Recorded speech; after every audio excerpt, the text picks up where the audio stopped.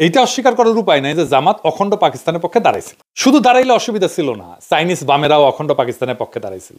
কিন্তু জামাত দুইটা গুরুতর রাজনৈতিক ভুল করে, পলিটিক্যাল মিস্টেক। এক, 1971 25শে মার্চ গণহত্যার প্রতিবাদ করে নাই।